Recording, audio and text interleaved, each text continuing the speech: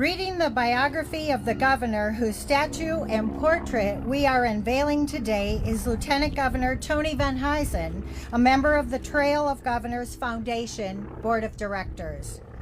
Tony has served in the administrations of Governors Michael Rounds, Dennis Dugard, and Kristi Noem, including more than 5 years as Chief of Staff. Today, he serves as South Dakota's Lieutenant Governor. A native of Armour, Tony has written extensively about the history of South Dakota's governors. He and his wife Sarah live in Sioux Falls and are the proud parents of 3 children. Please join me in welcoming the Honorable Tony Van Huysen.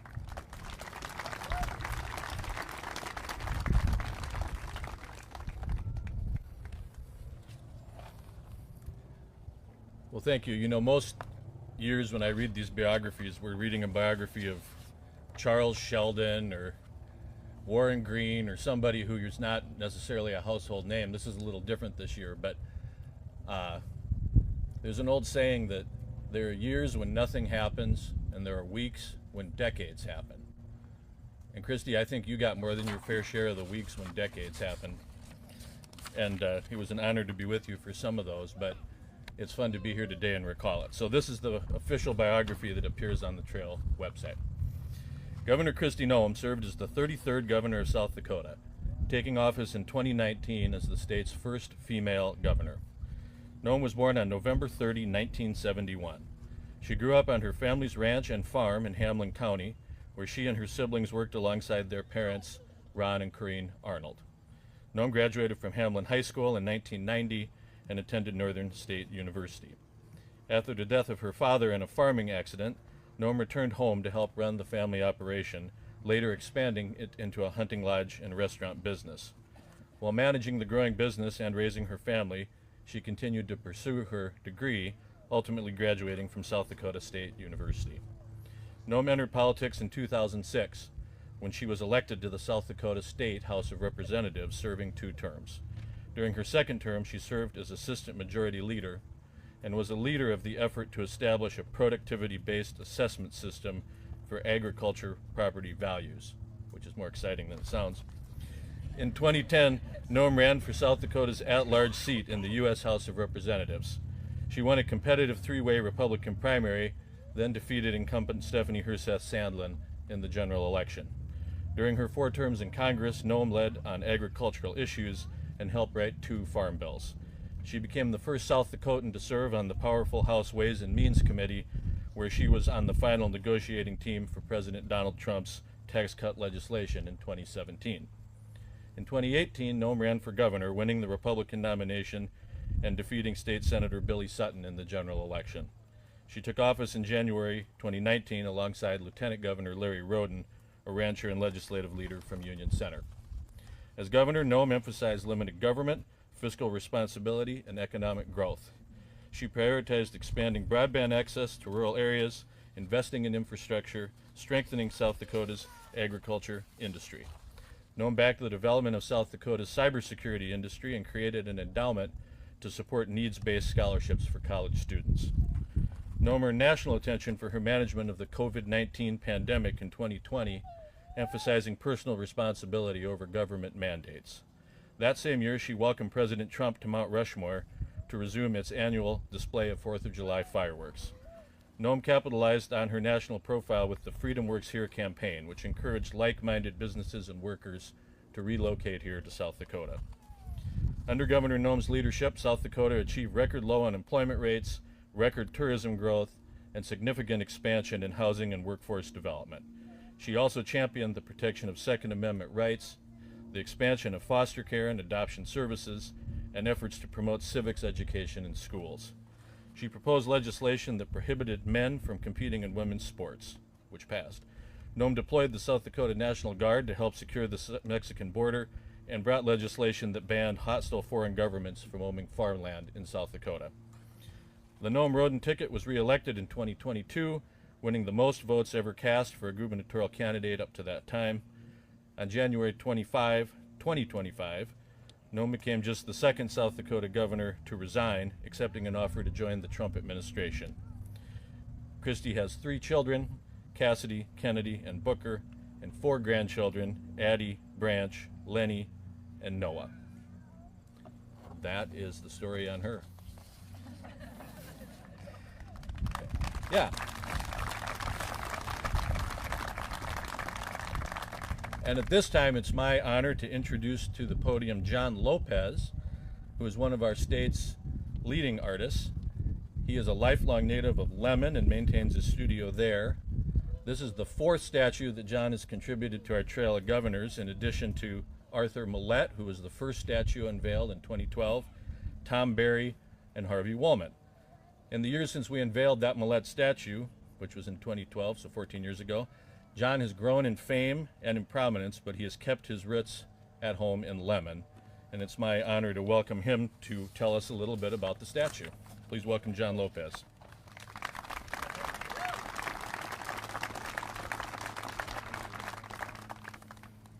Thank you, sir. Great. I'm honored to be here. Thank you, Kristi.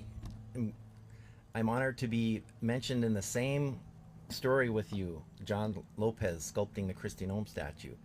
When I found out that my name was on the list to do the Kristi Noem, I'm like, okay, I can finally do a horse now.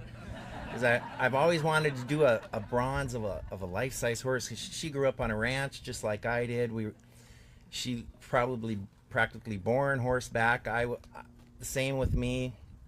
We come from the good old common sense ranch background kind of deal, and so I'm like, okay, here's what we're gonna do. We're gonna have Kristi on a horse. She's gonna be at the Buffalo Roundup. We're gonna put some bison in the background, some life-size bison running, and the Trail of Governors is like,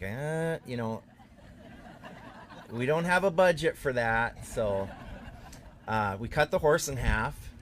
So I did get the horse, and his name is Iceman. That's Kristi's favorite horse. And so when you go to the Buffalo Roundup, and when Kristi, kind of a snapshot in time when she was the governor at the Buffalo Roundup, and she was horseback out front chasing the buffalo, and she knows how to ride a horse. So we did Iceman, and I got the markings on there. And so a little bit about how the horse was, I sculpted it in Lemon. You'll have to come to Lemon if you go to Medora to see the T.R. Roosevelt Library. Stop in Lemon on your way. And sculpted it there, and then I had the mold made in Belle Fourche, and then the foundry is in Sioux Falls, Bronze Age art castings.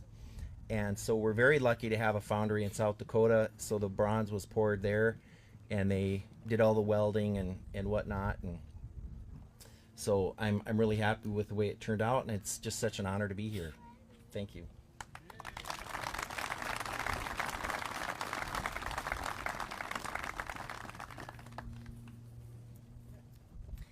So thank you. The statue of Governor Kristi Noem is a gift to the people of South Dakota from her friends and family. Kristi Noem and her family members will assist artist John Lopez to unveil the statue. So you can come on up.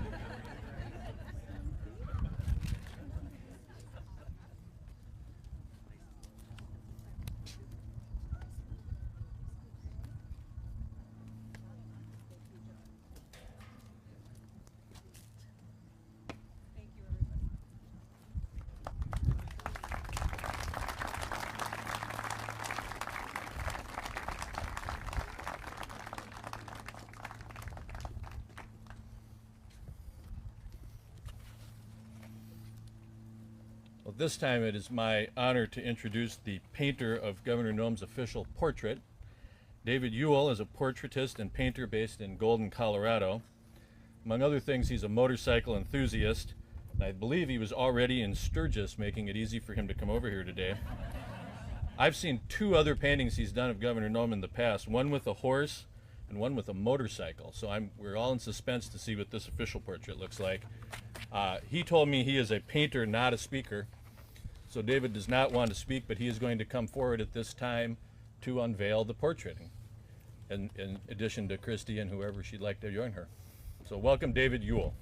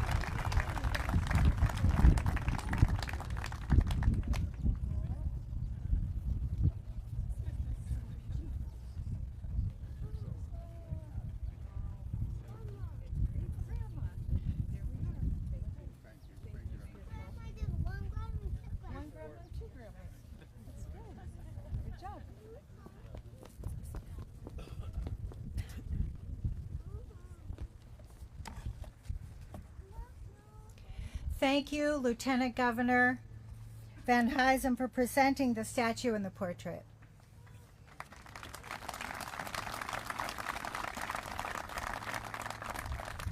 I have to turn and look. I hadn't seen it yet. It's beautiful. The Trail of Governors Foundation works with the City of Pierre and state government to determine the locations of the statues. Thank you, John Lopez and David Ewell, for your magnificent work. Thank you, donors, for your much-needed support of this project.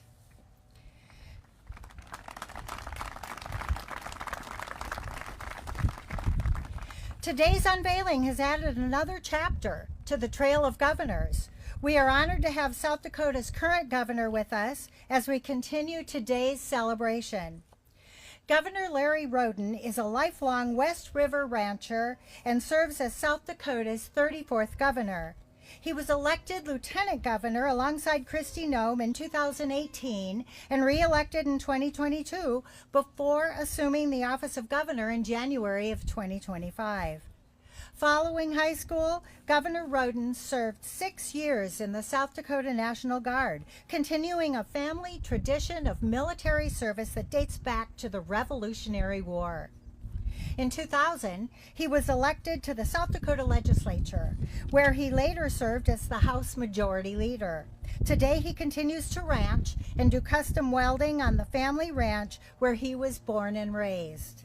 Governor Roden and First Lady Sandy Roden are the proud parents of 4 sons, Jesse, Cody, Reggie, and Tristan, and grandparents to 10 grandchildren. Please join me in welcoming Governor Larry Roden.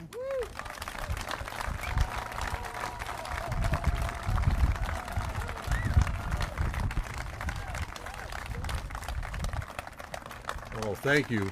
Thank you. Please be seated.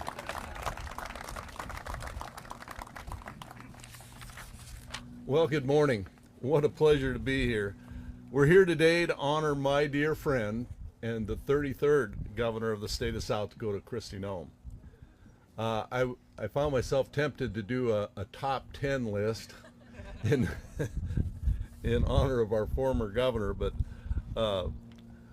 there are too many things to get in a list of 10 as far as accomplishments. When I met her, she was already leading a life of significance. She was newly elected to the state legislature, and she was eager to make an impact here in Pierre. It was clear that she would leave a mark on South Dakota, and we accomplished some pretty incredible things with her in the legislature, including fixing our property tax system for agriculture. and passing Second Amendment bills. But more than just a colleague, Kristi became a friend. And after that, I was proud to see her make a huge impact in Congress. But Kristi often said, I'm sure you've all heard her say it, that what was wrong with America would not be fixed in Washington, D.C. So she decided to run for governor. And when she asked me to be her running mate, I think it took me a sum total of 2 seconds to say yes.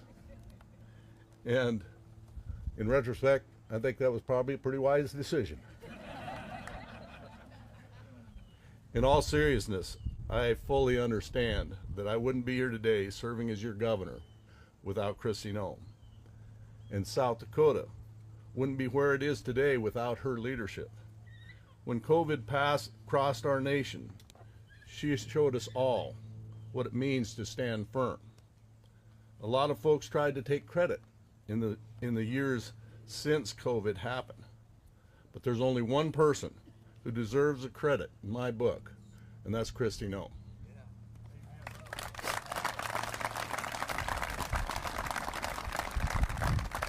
She stood firm when 49 other governors were caving to peer pressure and making decisions based in fear. Because of her leadership, South Dakota became an example to a nation. Since then, we've consistently held the lowest unemployment in America. We've often been at or near the top of GDP growth. She helped us win back-to-back Governor's Cup Award for Economic Development. And today, U.S. News and World Report ranks us, South Dakota, as the second best state in the country.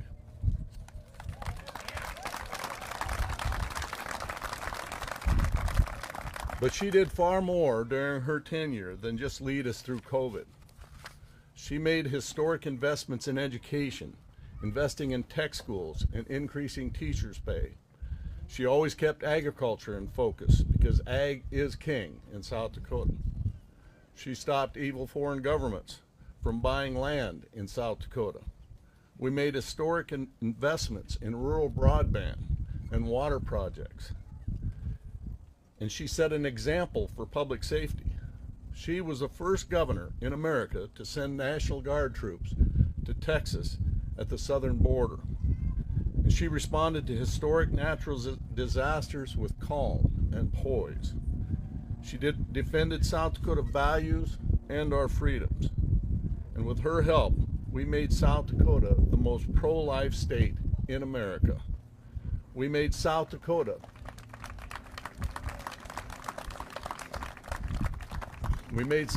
the most Second Amendment friendly state in America.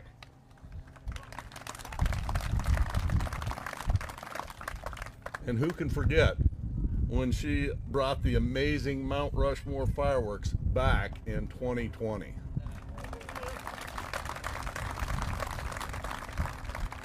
And I was honored to do the same this year, and my goodness, well, that was a cool experience. And that's just a short list of her accomplishments, and I could go on, but I won't. Kristi is the perfect example of what it means to be a South Dakotan. She's a farmer, a rancher, a hard worker. She cares about our communities and our people, and she does her best when times are tough, especially when times are tough. It's my great honor to serve. It was my great honor to serve as her lieutenant governor. South Dakota is special, and it's special because of our people. After all, under God, the people rule. And she's always trusted our people to exercise their freedoms and their personal responsibilities. I have the honor of serving in this role because of Kristi. She was the right leader at the right time for South Dakota. And I could not be more honored than to introduce her here today. So ladies and gentlemen, please join me in welcoming a leader of significance, a woman who made history, who made South Dakota stronger, safer, and freer. My dear friend, the 33rd governor of the great state of South Dakota, Governor Kristi Noem.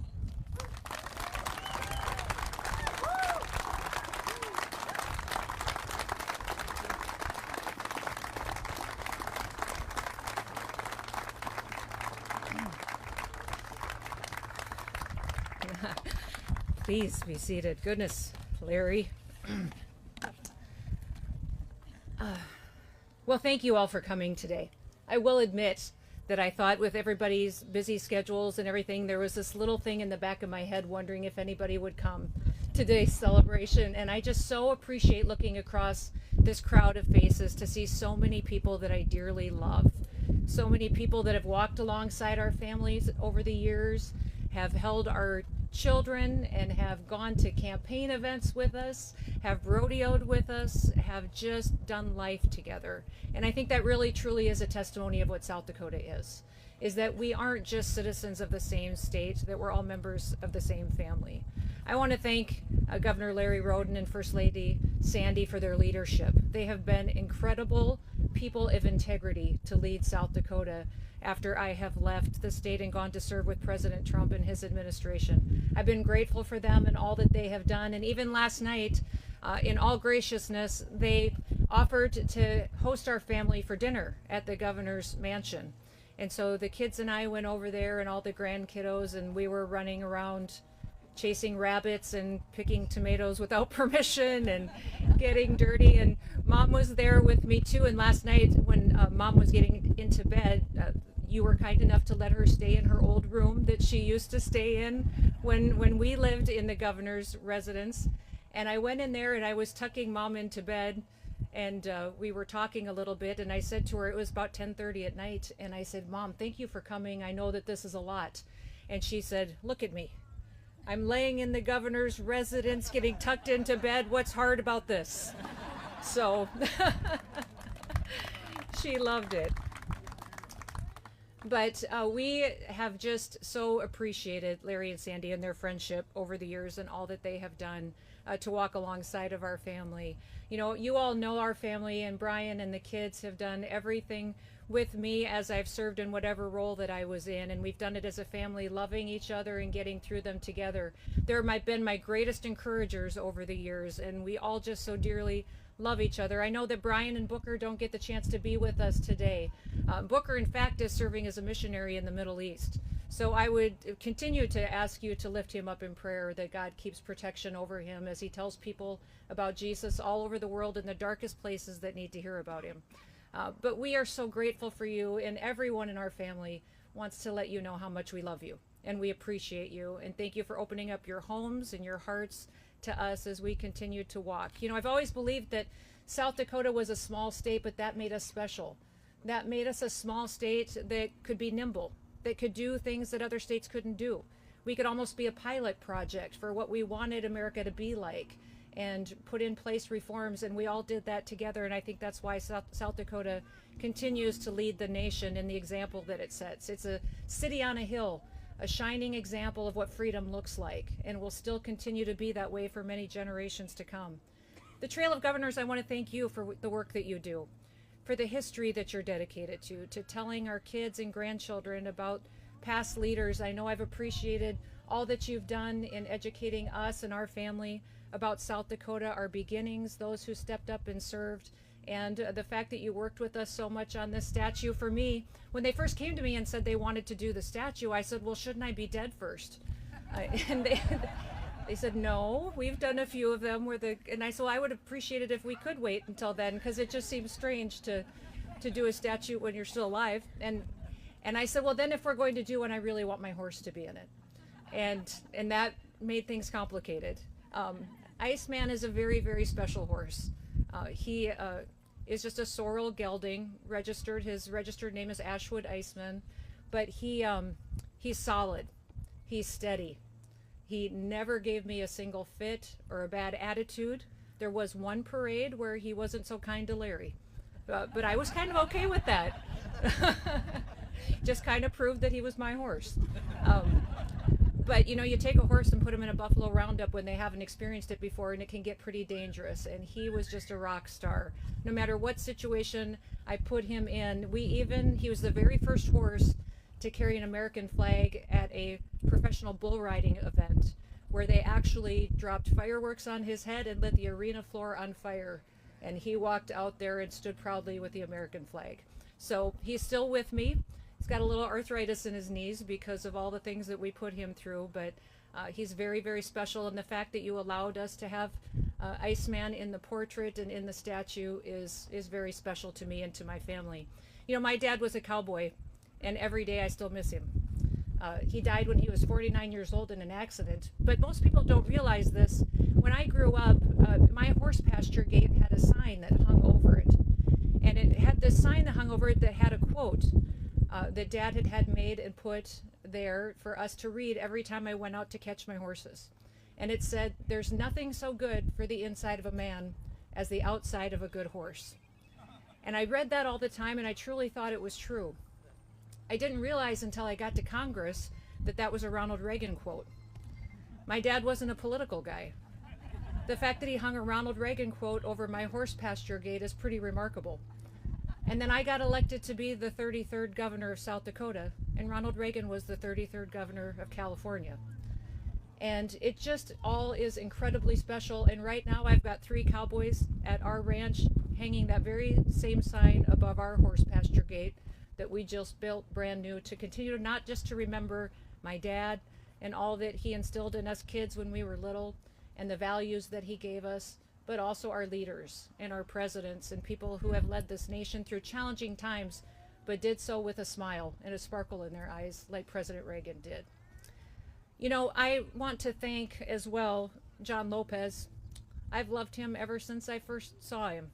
I think you can tell a good heart on someone when you meet them, and he's just always been special. I think I first paid attention to you, John, because my mom thought you were cute. And she made us drive all the way to Lemon to meet this cowboy that was cute. And we found out what a good artist you were, and she'd always admired you. So thank you for doing this. This means a lot to me. I know how busy you are. You're traveling around the world, gracing people with your gifts and talents that God has given you. The fact that you put this much time and effort into this sculpture means the world to me, and will hopefully to my children and to my grandchildren as well. And then I first met David Ewell when I think he reached out to Beth and said that he had taken a picture off of a cell phone at the Buffalo Roundup that he had painted a portrait of, and he wanted to give it to me. And gosh, nobody loves America like David Ewell. He's the greatest patriot that I know. He's been the main artist for Harley Davidson for many, many years. He's traveled the world, been an example, but he dearly loves his freedom. And not from South Dakota, but I think he secretly wishes he was. But that picture that he painted off of that cell phone still hangs in my office at the State Department today. It hung in the governor's office. I took it to Washington, D.C., and it hung at the Department of Homeland Security.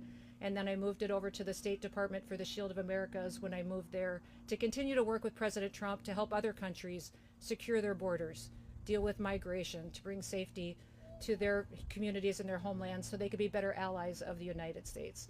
Thank you, David, for all that you do and for who you are and for your heart. I'll always strive to be more like you.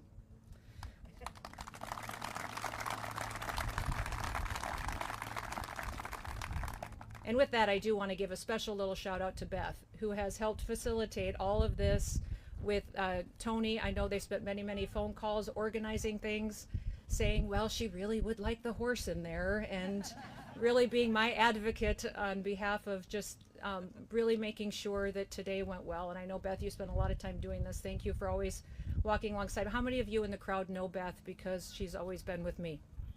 I pray I never have to spend a day where Beth Hollitz isn't one of my best friends. Her and Leslie are remarkable. But I want to thank my kids. Cassidy and Kennedy and Kyle and Tanner are here tonight. Why don't you guys stand up with the grandkids real quick? Cass and Kyle, you stand up. They have Miss Addie. Miss Addie, do you want to stand up? Okay. Miss Addie's 5. And then we've got Branch, who's 3, right? Big, strong Branch. And then Lenny Lou is 2. And then Kennedy and Tanner have Noah, and I'm not sure where Noah went. She's 1.5 years. She was talking a lot. So, but the best job I've ever had in my life is being a grandmother. And then behind that was being a mom, and then it was being governor of South Dakota. Mike Rounds used to say that all the time. Being governor was the best job he ever had. It truly is an amazing job. I loved working for President Trump. I was telling him a couple days ago, I said, you know, you are the first person really that I've worked for in over 30 years. Ever since my dad passed away, I always was able to work for myself or work for the people of South Dakota. And he said, Kristi, it was so easy working for me. Yes, sir. Yes, you're right. It's so easy working for you. But he wishes you all well, and he loves this state too. He came back to South Dakota for the fireworks because of his respect for the people of South Dakota and what you all have done together. I just want to tell you one story before I'm done. You don't need to hear any more from me. But when I first got elected to Congress, I was miserable. Dusty probably knows a little bit about this. It's a huge adjustment. You get to Washington, D.C., and you're in the House of Representatives. It's chaotic. You're giving speeches, going to meetings, and then about year 2, you realize you're having the same meetings you had before. Things aren't getting fixed. You feel like all you're doing is talking. And I was away from my family, away from my husband and my ranch, and everybody that I loved, and could not figure out what I was doing there. I just thought, what did God do? Why am I in this city and everything that I love is back in South Dakota? And then I was on the House floor, and I walked off the House floor, and one of the floor staff was having an argument on the phone with someone. And he hung up, and it was an argument with his brother, and he looked frustrated, and I asked him if he was okay, and we had a conversation. And through that conversation, we talked about our faith and about God and how he walks alongside you, and I had the chance to share Jesus with him. Just a day or two later, I was in my office. Most people probably know this by now, but we didn't have much money, so I lived in my office. I slept on the couch. And so I was always there at night working late, and the cleaning lady came in at about 11 o'clock at night to empty the garbage cans and stuff. And I hadn't met her before, and so I started talking to her and asked her if she wanted to have a cup of coffee and if we could visit, and she did. She said, well, that'd be nice. And we sat down and talked for about an hour and drank coffee. We ended up talking about our families and talked about our faith. And she got up to leave when she went back to work, and she said, you know, I've worked here for 30 years, and I've never had a member of Congress talk to me, much less sit down and have a cup of coffee with me. And I thought that was pretty special. She left that night, and the very next day, I walked into the bathroom in my office building, and one of the ladies in there that was cleaning the bathrooms was sobbing. And I asked her what was wrong, and she said her 14-year-old son had just been arrested for stealing. He'd gotten involved with some gang members in Washington, D.C. She didn't know what she was going to do, and I just took her hands, and we prayed for her son. And I hugged her, gave her my phone number, and when I left the bathroom, I started walking down the hallway to go to a committee meeting, and all of a sudden it just hit me. And I thought, here I thought God had sent me to Washington, D.C. to pass bills, to fix legislation, to give speeches, and to do things that were important, when really what he had sent me to do was just to minister to people. That I was supposed to be there. And see, we get caught up in that all the time. We start thinking that life is about accomplishments, about things that we do, and the things that we can write down that we did a great job at, or even our failures we keep track of, and we try to do better and strive to do better as well. But really what God's just placed us here to do is to be in relationship with people, to minister to them, to be there for them. This role as governor and my role as Secretary at Homeland Security has allowed me the opportunity to do that in a very unique way. I had a leader named Arthur Brooks tell me one time, he said, Kristi, never get angry on behalf of yourself. Always get angry on behalf of other people. Always keep your focus on what you can do for other people and serve people and minister to them. I would just like to ask all of you as we end here today to remember that our life is wonderful. We are blessed. God gave us incredible families and people that have surrounded us, but we're in the people business. I love my family. I love the Noem family. I love the people we've adopted into our family, and I always will. Nothing will ever change that. But we also are called to love the people that are in our lives that we cross the paths for. I'd ask you all just to slow down. Notice the people around you that may need you to say a kind word to them, to reach out to them, because that, I think, is why South Dakota is so strong. That's why I think this is a special place. God has his hand on this state in a way that no other state has. There's a scripture verse that throughout COVID and all the challenges we had, the bomb cyclone, the derecho, the 1,000-year flood, everything that we went through while I was governor, was in 2 Timothy, said that God has not given us a spirit of fear, but of power and of love and a sound mind. He blessed us with a sound mind to make good decisions. We will continue to do that, and we'll do that while we love each other too. So thank you. God bless you. Thank you for the powerful prayer earlier as well. Thank you for all of you and blessing me and my heart and my family today. We love you so much. Have a wonderful day.